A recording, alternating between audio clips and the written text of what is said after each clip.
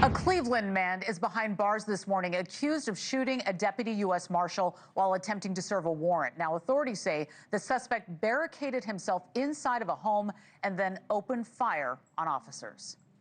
I pray for my men and women every single day of my life for their safety.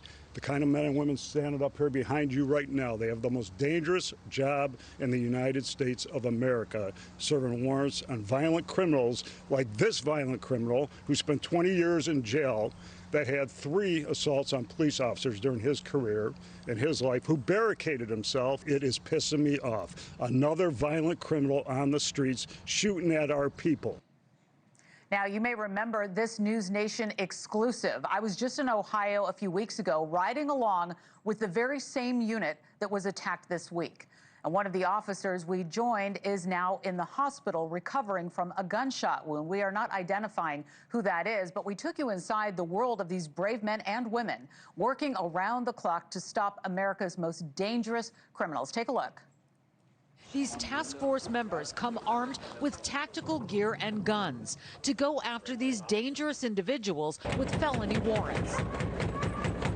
U.S. Marshals with a warrant! Come to the front door, your hands emptied over your head, do it now! On this day, the team is 20 deep, with at least half a dozen fugitives in their sights. Their charges ranging from involuntary manslaughter, sexual battery, and domestic violence. And because this is a domestic violence warrant, there are women and now children. There's a baby that they just brought out. Stop putting me on that camera, boy!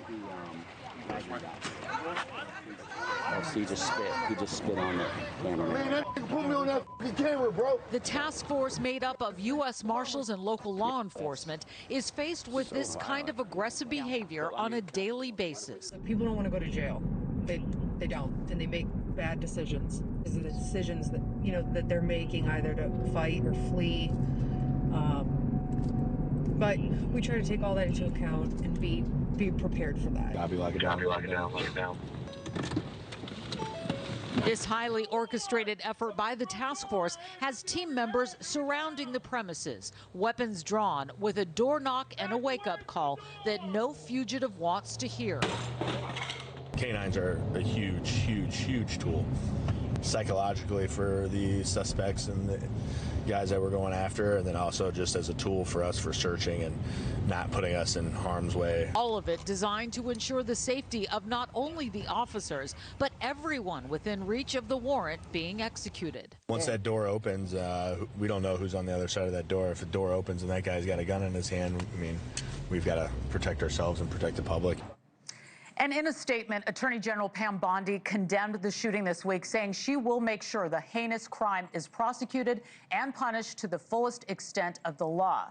Now, the latest attack on law enforcement comes as President Trump doubles down on his nationwide crime crackdown. The president now urging the Supreme Court to allow the deployment of National Guard troops into Chicago, filing an emergency appeal with the High Court on Friday night. Joining us now to discuss this case is Chief Deputy U.S. Marshal Brian Fitzgibbon. Welcome to the program, Brian. Good to see you. Hey, Laura. Thanks for having me. All right. So we've got to ask you about the shooting in Cleveland. We're so sorry to hear what happened. Tell us about what went down and if that marshal is doing okay now. Well, first thing, Laura, we're tired, right? It's been a long few days, but we're incredibly grateful, right? We're grateful for the show of support from our partners, our law enforcement partners, those folks that stand tall with us in times of need, and our communities, the communities in which we serve. Our officer is incredibly strong. He's resilient. Not only did he get shot as a result of this heinous act, but he returned fire and he applied a tourniquet on himself. Those in the law enforcement community that know the importance and value of tourniquets, or combat veterans understand, go high or die. He absolutely did it to the point when we got to the hospital, the doctors wanted to thank whoever applied it to him. Well, he did it himself. So we're incredibly proud of our team, our men and women that risk their lives each and every single day to combat evil. So we appreciate all the show of support for him, and he's going to make a full recovery, and he's going to get right back after it, no doubt. Yeah, we heard your boss there, Pete Elliott, the U.S. Marshal of the Northern District, talking about that this was a suspect that was on law enforcement's radar before the shooting. It was the very reason you guys were there, right, to serve a warrant to get him. Tell us a little bit more about taking him into custody. Was it a multi-hour standoff? Yeah, Laura, you got a taste of it when you ran with our team for the day, and you got to see that was just one day, right? The amount of violence or the potential for violence that we're exposed to. But we understand that, and that's our commitment, right? This individual was wanted for a shooting less than 30 days prior. He shot two female victims. So we were there on their behalf, right? We got to serve justice on their behalf. And evil still presented its head to us, and he decided to shoot it out with police. Well, not only was our officer shot and stayed in the fight, but we had to extract our Deputy U.S. Marshal and bring him out, and the rest of the team still had to do their job. And their job was to bring him into custody as safely as possible. And it took nearly 3 hours, and they refused to come off.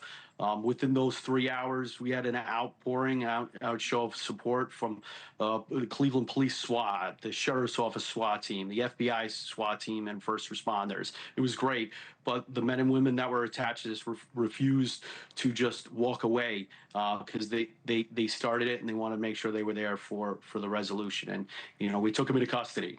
Yeah, and you know, this is the very reason that we came out and did the ride-along. We wanted to showcase the good work of the U.S. Marshals, the Deputy Marshals that go out each and every day. And it was amazing to me, Brian, that every stop that we did, I mean, this is what you guys do. It's not like, oh, we do these once a week. This is an everyday thing, getting these violent fugitives off of the streets. I also understand that there is a new proposal Ohio lawmakers are considering, and it was introduced, I think, the same day this happened, that would increase penalties for suspects who resist or evade arrest, including what happened, barricading themselves against officers. So that is incredible. Talk to us about how that bill would impact your work, and would it have the effect that you need to be a deterrent? Yeah, bills like this are so valuable and important for ensuring that our leaders have the trust or trust in the men and women of law enforcement, right? So bipartisan. I'm not getting into politics of who's who, but sure, everybody should look at that and decide that that's the right thing to do. And I'll tell you something right now. I know you mentioned it with the Attorney General Pam Bondi. You know, her message was clear. I was on my way to the scene, lights and sirens going, and the U.S. Attorney called me to say that this is coming directly from the Attorney General. Someone harms one of our people, all resources are available. We want to make sure we have the full extent of the Department of Justice, and boy, did they show up. Our partners at the FBI showed up, and they were ready to be right with us. And we showed up the next day in court, and the courtroom was packed with men and women of our team to show that, you know, we mean business, and if you're going to harm one of us to do something like this, the law is coming after you. In the federal system, there is no parole. So you're going to go away for a very, very, very long time. Okay, and a quick update on the Deputy Marshal that was injured. He's okay, and what's happening with the suspect? He's he's in a lot of pain, our guy. I hate sometimes we say, oh, if it wasn't fatal, it's like, okay, he's going to make a full return, he's going to be okay. He's in a lot of pain. His family went through a lot of pain, right? So there's a long pathway to recovery, and we're going to be there for him and recovering on that. You know, the suspect in this case, you know, he's facing a long laundry list of charges that will probably put him away for the rest of his life. Right, and he has to understand that day he made those decisions, and as a result of his decisions, yeah, he's gonna have to pay the piper. All right. Well, we look forward to getting more of an update from you guys. Chief Deputy U.S. Marshal Brian Fitzgibbon joining us on a Saturday. We really appreciate the update and our very best, all of us at NewsNation, to your team. Thank you.